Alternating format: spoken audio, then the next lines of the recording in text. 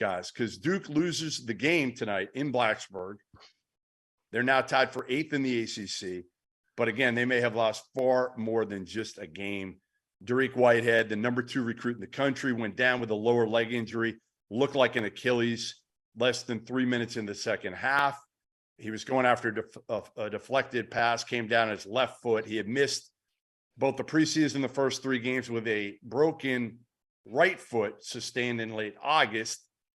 He was averaging about 8 points a game, but had been playing his best basketball lately. 5 of his last 7 games at double figures. All right, but the big play, guys, honestly, we'll talk about Whitehead, because I think that's obviously huge here for Duke. But first things first, at the end of the game, MJ Collins makes a shot with 13 seconds left to put him up 2, Virginia Tech, 77-75. Collins turns around, he's celebrating, and he unintentionally hits Kyle Filipowski in the throat. All right, I ask you, RC, you've been doing this a long time. You've been watching a lot of games. They did not call it a flagrant 1. Should it have been a flagrant 1? Yes, it should have been a flagrant 1. I understand, and I'm part of me is glad they didn't call it, because you want the play to decide. MJ Collins had just made a big time play, but let's be clear, that was a flagrant 1. When I saw it, I'm like, that's a flagrant 1. Like, they're going to get a shot, 2 shots on the ball. And they didn't, when they went to the monitor, I thought for sure it had to be. Like, I don't know how you don't make the call, right? I don't know how you don't make the call, but I respect and understand why they didn't, because if I'm Virginia Tech and had played so well, they were real and they lost a couple of games, and they played well enough to win the game. You don't want to see a game decided on that, but by the rules, that's a flagrant 1 foul. That's the hard part, John, right? Is I talked to 3 refs. 3 of probably the top 20 refs in the game since the game ended. 2 of them told me, hey, let it go. Don't make the call. The other one said, and he made a good point. Here's his response to me. And I'm not saying who any of them were, but one of them said, if you're at a Carolina Hurricanes game with your daughter and a player unintentionally strikes another player in the throat or the face with his stick, it is always a penalty. Even though the player did not mean to hit his opponent with his stick, he is still responsible.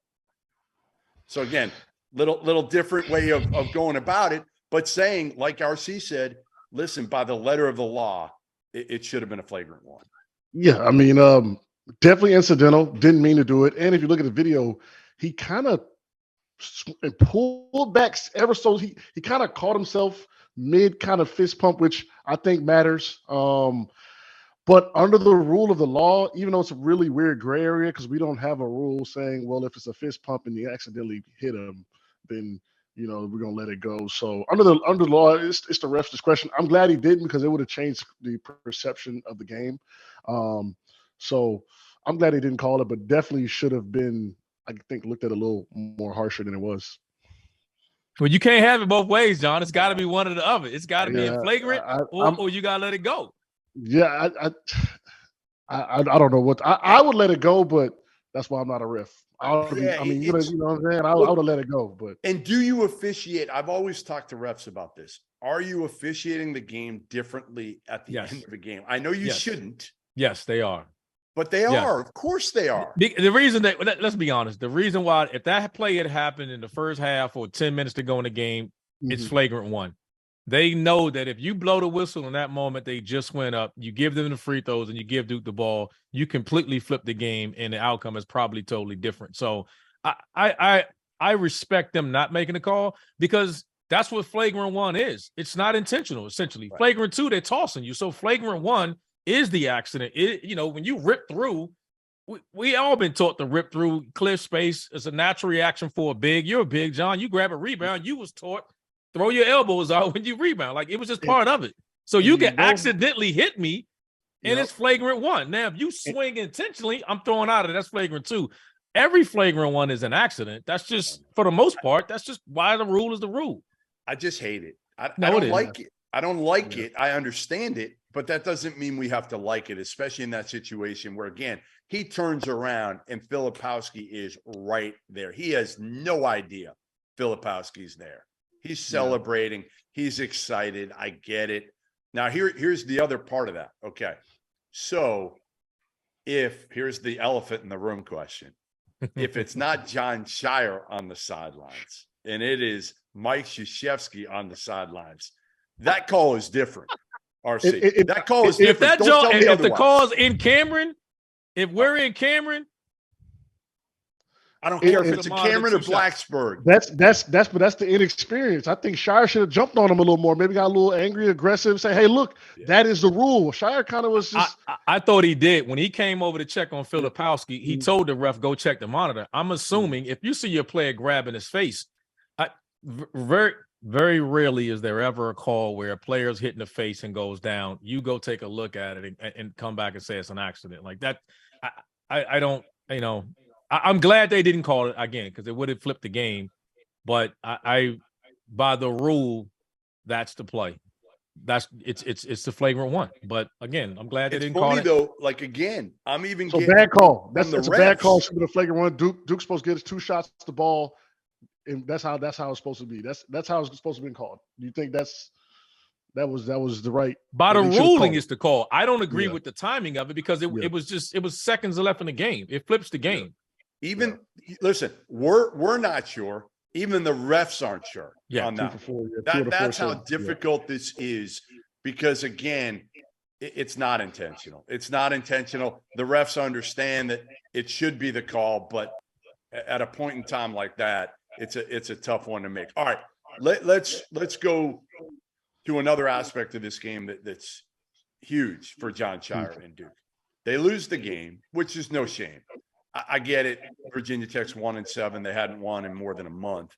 But losing in Blacksburg, you guys have both been there. That's a tough place. To win. Tough place. Yep. And this is a team that had to win, and they have Hunter Couture back, and he played his ass off tonight. Yeah. So this was a different Virginia Tech team with Couture back. So you have Dariq Whitehead go down early in the second half, and again, we've seen enough of these injuries to know we're not going to play doctor here, but we are going to say, listen, let's hope Dariq Whitehead didn't tear his Achilles. Let's pray that he didn't, because he's such a significant part of this team. He's played his best basketball lately, and to me, this is an injury that's going to be catastrophic for them because they needed him to keep coming.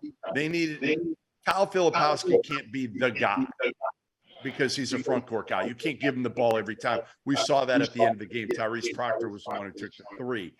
How big of a loss is this, RC, if Whitehead is out for a significant amount of time? I think it's fair to say that if he misses significant amount of time, that they could be in danger of missing the tournament. I think his versatility and what he allowed them to be as far as small ball or play big, he's one of the few guys they couldn't miss. I thought they had other guys to replace when Jeremy Roach went down. Proctor was able to fill in the role for him. I just don't think that's the case with Dariq Whitehead. I don't know if they can replace him. I really don't. He and then on top of him, he hits so many timely shots for them, man. It's always kind of like when things are getting bad, he kind of has the kahunas to take that big 3 or that big shot for them to kind of stabilize them. And with the injury, it didn't look like your typical maybe Achilles injury that we've seen. So maybe it's just a strain or something like that. But yeah, they need him really bad. He was coming along. They're not a very deep team. And then also, as far as his future prospects, man, if that is an Achilles or something serious, man, like, you hate to see that because this kid is, he's probably a mid to late, maybe early first rounder. So that's feeding your family. So I hope he's okay. That kind of, brings up the discussion too, man. The one and done guys that are guys over the left, like, man, like he could have potentially derailed his future income by coming to Duke and knowing he's going to be a one and done and get out of there. So I just hope he's okay for him and the team, for himself personally and Duke. So we'll see. Well, that's going to be the interesting thing. We're seeing it a little bit with Nick Smith now at Arkansas, right? Will he come back? You know, I've been told if he gets to 100%, he wants to come back. But again, you got agents now dealing with these kids. It's different than when you guys were playing. You were making the decision with what? The coach. The And your coach is the family. one who really you're listening to Yeah. when you guys played. These kids are listening to coach, to me, secondary. They're listening to the agents first because they're allowed to have agents. They're in their ear. They're telling them to protect their draft stock. And Whitehead was hurt in the preseason. He hurt his other foot. So now it's, are you going to risk it if it's an Achilles injury or whatever it is coming back and further hurting your draft stock?